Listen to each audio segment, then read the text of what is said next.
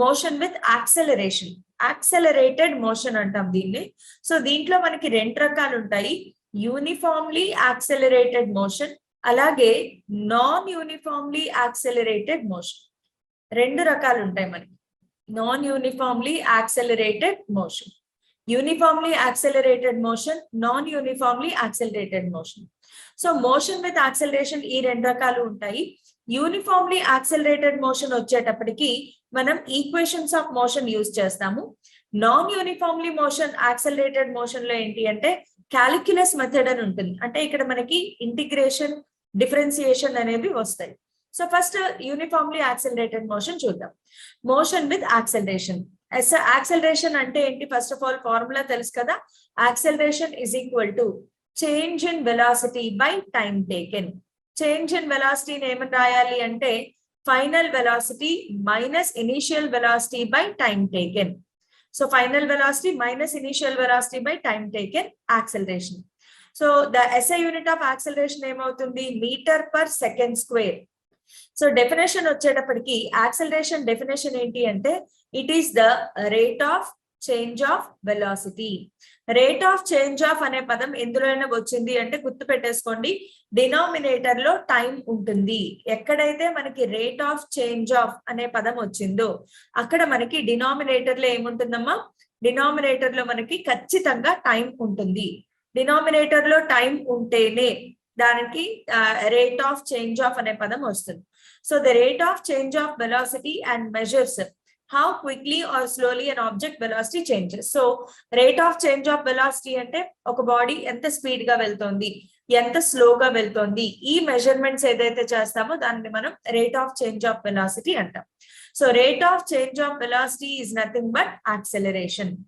Average acceleration during a time interval delta T. Average velocity ఎలా అయితే calculate చేస్తామో అదే విధంగా యావరేజ్ యాక్సెలరేషన్. బేసికల్ గా యాక్చువల్ గా ఇక్కడ నేను ఏదైతే ఫార్ములా రాశానో ఇది యావరేజ్ యాక్సెలరేషన్ కి formula. Average acceleration is equal to delta V by delta T. So ఇది యావరేజ్ యాక్సెలరేషన్. మరి ఇన్స్టంటేనియస్ యాక్సెలరేషన్ అంటే ఏంటి అంటే ఒక పర్టిక్యులర్ ఇన్స్టెంట్ ఆఫ్ టైమ్ లో యాక్సెలరేషన్ కావాలి. సో ఏ ఇన్స్టంటేనియస్ వచ్చేటప్పటికి మనకి ఏమవుతుంది, టైం లిమిట్ తగ్గిపోతుంది. నిన్న ఇన్స్టంటేనియస్ వెలాసిటీ చెప్పాను కదా, సేమ్ అలాంటిదే instantaneous acceleration. So acceleration instantaneous గా కావాలి అంటే టైం లిమిట్ తగ్గిపోవాలి, టైం డ్యూరేషన్ తగ్గిపోవాలి. సో ఇక్కడ మనం ఏం రాస్తాము, limit delta T tends to 0 delta V by delta T. So దీనినే మనం మ్యాథ్స్ లో ఎలా రాస్తాము అంటే A instant is equal to dV by dt. ఇది మనకి ఇన్స్టంటేనియస్ యాక్సెలరేషన్ ఇస్తుంది. ఇది యావరేజ్ యాక్సెలరేషన్ కి formula. Graphically A average is the slope of straight line velocity versus time graph. So VT graph కి స్లోప్ ఫైండ్ అవుట్ చేస్తే మనకు వచ్చేది ఏంటి, యాక్సెలరేషన్. ఒక VT గ్రాఫ్ కి స్లోప్, వెలాసిటీ టైం గ్రాఫ్ కి స్లోప్ ఫైండ్ అవుట్ చేస్తే మనకు వచ్చేది ఏంటి, acceleration. So if acceleration is constant, ఒకవేళ యాక్సెలరేషన్ కాన్స్టెంట్ అయితే then instantaneous acceleration is same as average acceleration. Instantaneous acceleration, average acceleration రెండు సేమ్ అయిపోతాయి. And coming to it is a scalar or vector. Acceleration అనేది vector quantity because acceleration దేని మీద depend అవుతుంది, velocity. Velocity is a vector quantity, so acceleration is also a vector quantity. So uniform acceleration కి graph గీస్తే గనక మనకి velocity time graph తీసుకుంటే velocity time graph కి స్లోప్ ఫైండ్ అవుట్ చేస్తే గనక ఇప్పుడు ఈ పర్టిక్యులర్ గ్రాఫ్ ఉంది కదా, దీనికి స్లోప్ ఫైండ్ అవుట్ చేయాలి. స్లోప్ అంటే ఏంటి, change of quantity on y axis by change of quantity on x axis. Change of quantity on y axis is delta V, change of quantity on x axis is delta t.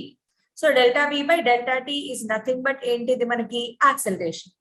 So slope is equal to delta V by delta t అనేది ఏంటి అంటే acceleration. Next, ఒకవేళ ఇక్కడ theta గనక ఇచ్చారు అనుకోండి, మనకి ఒకవేళ క్వశ్చన్ లో తీటా మెన్షన్ చేస్తే స్లోప్ కి ఇంకొక ఫార్ములా ఉంది మనకి మ్యాథ్స్ లో. స్లోప్ కి ఫార్ములా ఏంటి? Tan theta. So tan theta కూడా మనకి యాక్సలరేషన్ వాల్యూ ఇస్తుంది. సో ఒక వెలాసిటీ టైం గ్రాఫ్ లో స్లోప్ క్యాలిక్యులేట్ చేస్తే మనకు వచ్చేది ఏంటి అంటే యాక్సలరేషన్. అలాగే యూనిఫామ్ యాక్సలరేషన్ కి యాక్సలరేషన్ టైం గ్రాఫ్ గీస్తే గనక, ఇది కూడా నేను నిన్నటి క్లాస్ లో చెప్పాను, ఇక్కడ యాక్సలరేషన్ ఇక్కడ టైం తీసుకుంటే యూనిఫామ్ యాక్సలరేషన్ అంటే ఏంటమ్మా? యాక్సలరేషన్ కాన్స్టెంట్ గా ఉంటుంది. సో యూనిఫామ్ యాక్సలరేషన్ లో గ్రాఫ్ మనకి ఎలా ఉంటుంది అంటే ఇది constant acceleration, body moving with constant acceleration. So line, yes, very good Srinath. I hope you remember yesterday's class. You are following very nicely. Srinath and Pavani are following very nicely. So ilage follow avvandamma, meer definite ga physics lo chaala baga cheyagalugutaru because ivanni kuda basics.